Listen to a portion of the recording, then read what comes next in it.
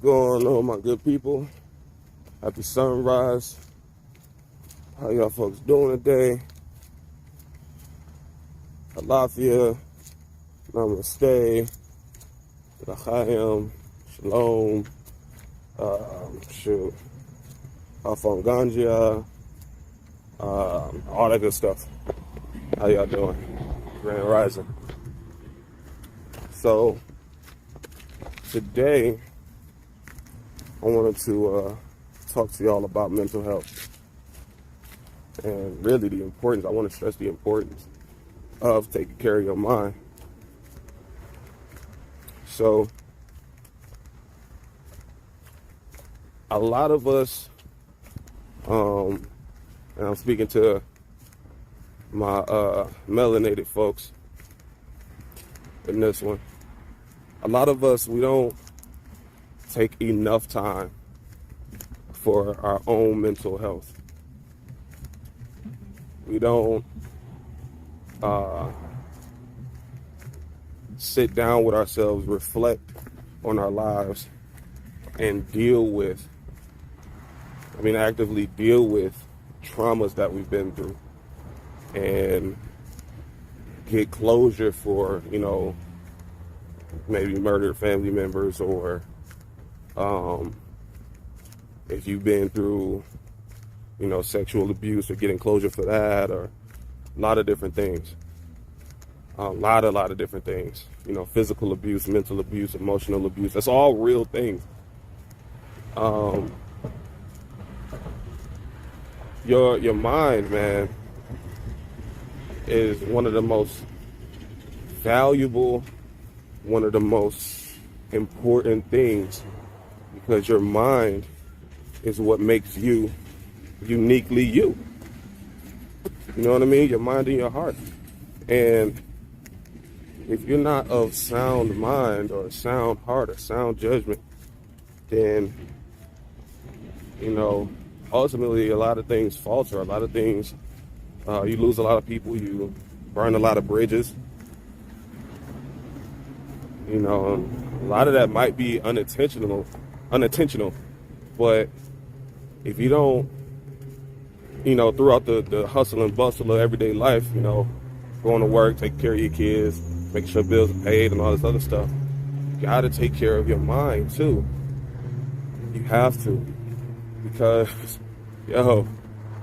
if you can't even think right, think straight, how are you going to be able to do anything else? At full capacity. You know what I mean? Like, for me, I deal with what's known as acute loneliness. And I didn't even know that was a thing until, the day I actually looked it up. Give me a second, I'm trying to cross the street without getting hit. But I suffer from what's called acute loneliness. And what that is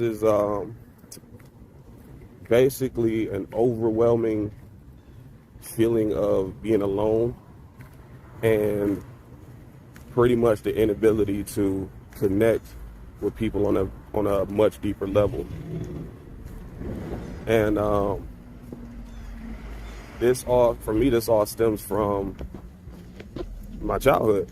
I didn't have the worst childhood, but it most certainly wasn't the best. I went through a lot of emotional, mental and physical abuse growing up, and a lot of that stuck with me. And with me being an emotional person and all that stuff, like, it got to a point where I consistently started feeling like I was alone. Like it was just me. And I'm not gonna lie, like, a lot of the times my mom was my rock. You know what I mean? She's my stronghold. for real. But growing up, got beat on and I got bullied, and you know,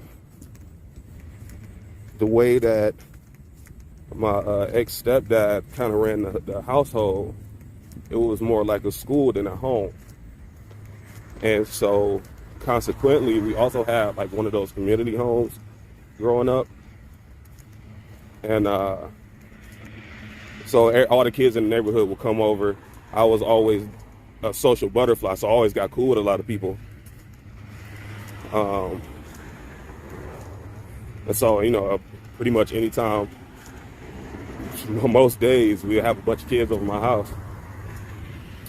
But unfortunately, that ended up causing my stepdad to treat everybody else better than he would treat his own household family.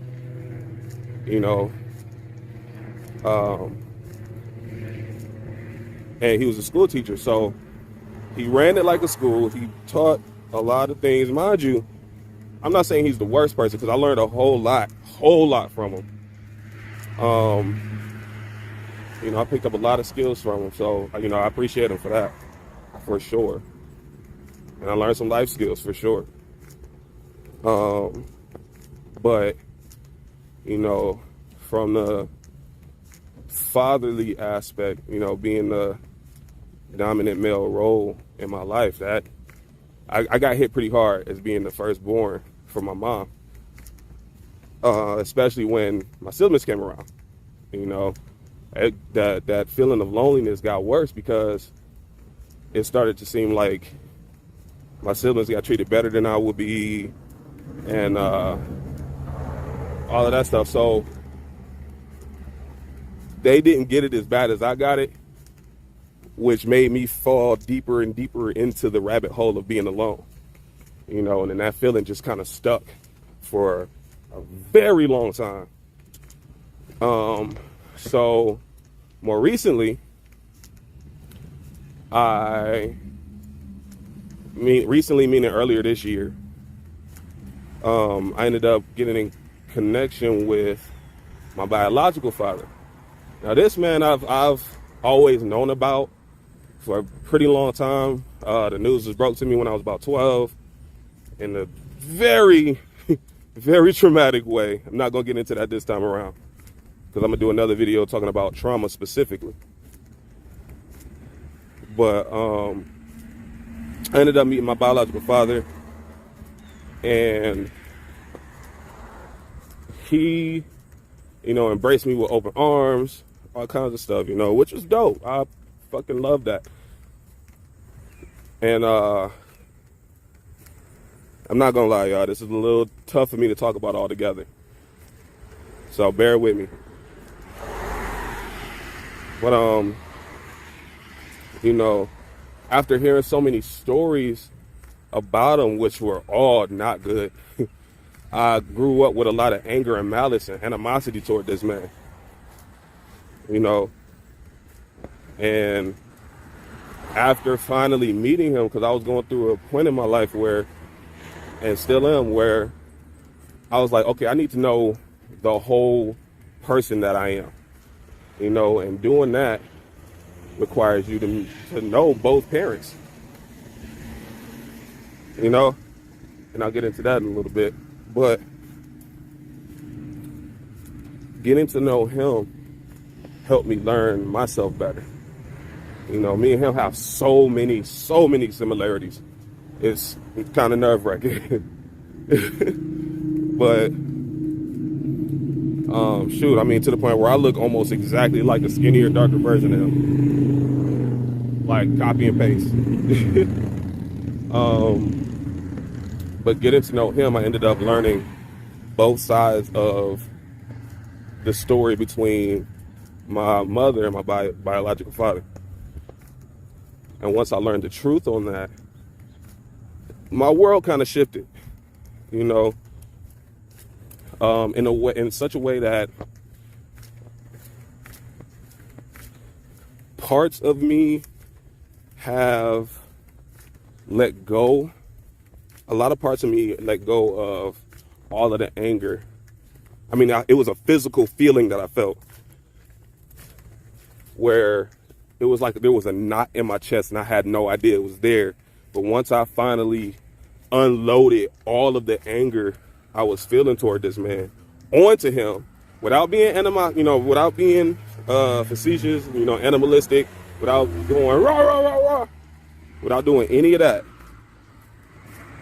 it felt like a knot in my chest got released. Like it felt so good to finally let that go after 25 years, or I don't know, not 25 years, I'm tripping.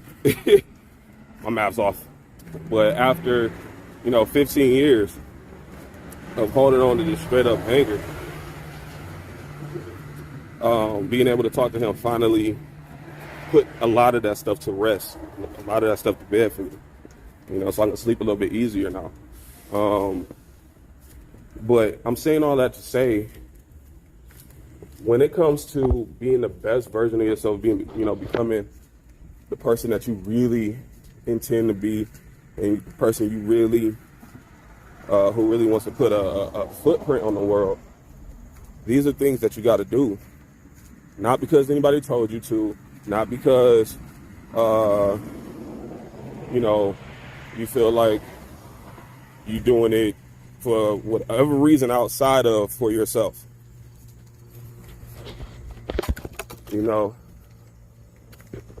This is something you have to want for yourself.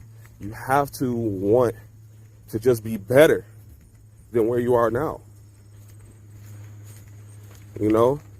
Having that time to talk to my biological father, and to release the pain that I was feeling, the anger I was feeling, gave me the space to open myself up a little bit more to people.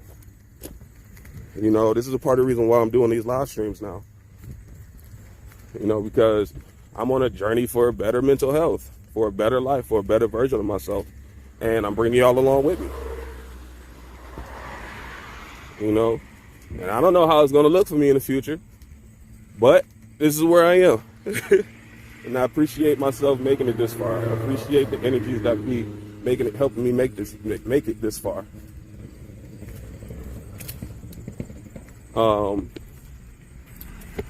But it's stuff like that. Like, you need to build and push through, or people call it battling your demons. You have to really be brave to do that. And I'm gonna tell you, there's no bravery without fear. I was nervous as hell to send him that message on Facebook, and then he video called me right after. You know what I mean? So I was hella nervous. I didn't know what the hell was gonna happen or nothing, but turns out it was really one of the best things I could have done for myself. Like me and him, we talk still to this day every now and then. He's a grown man, he got his own life and all that stuff, so I'm not trying to impede on anything. I ain't trying to be like, hey, you owe me this, and this. No. When you're battling your demons, I'm going to tell you the best way to do that is from a healthy space, right? A respectful space. Meaning, when you're in the moment of being angry, don't do that. It's not a spot where you want to go, man, I've been pissed off at you for 20 some years. Fuck you. I don't need nothing from you. No. That's not how that's supposed to go, in my opinion. I went through all of my emotions. I sat on them. I let my emotions go. You feel me? Like, I didn't have any expectations when I contacted him. None. I didn't expect him to want to send me no money. I didn't expect him to embrace me. I didn't expect him to push me away. I didn't expect him to say, fuck you, you ain't my kid. None of that. No expectations. That way, you can't get trapped in the emotional state because you were expecting something that never happened. You know what I mean? So when it comes to having to go to court because, something happened to you and you have to sue this person, or you got to press charges or whatever. Do that from a respectful space.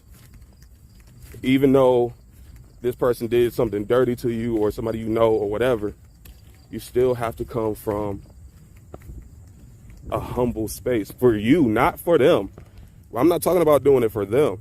No, this is for you. So you don't have that grudge. So you're not holding that malice. So you can keep your mind clear.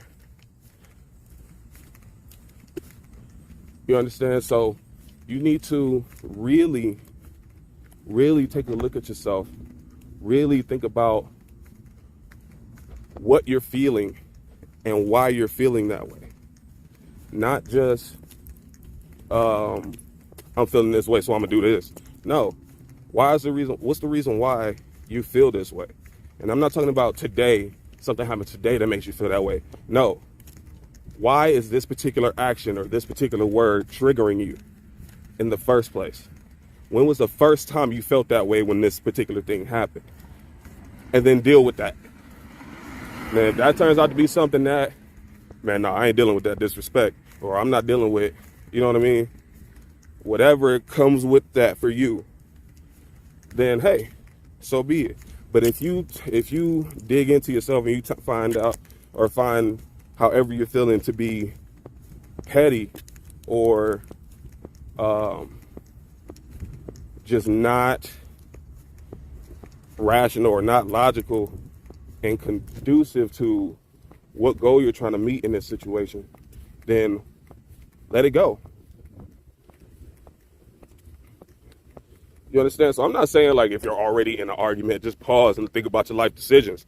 I'm saying once you finish with all of that and it's handled, you sit down with yourself and ask yourself, why did I blow up like that? And you got to be honest with yourself. You understand? Now,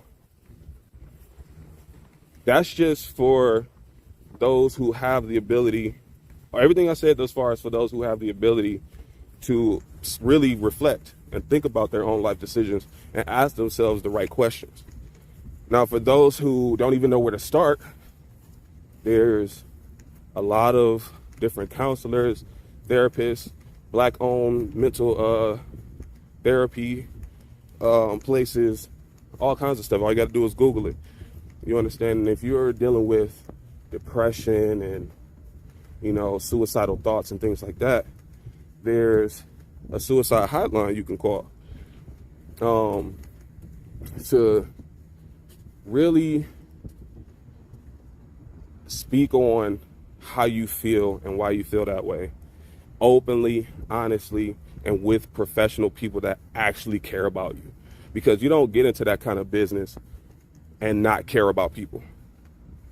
You understand? People go into those suicide hotlines jobs specifically because they care about people. They either have been through something similar that you're going through or know people that have done, and succeeded at suicide and things like that. So, seek help.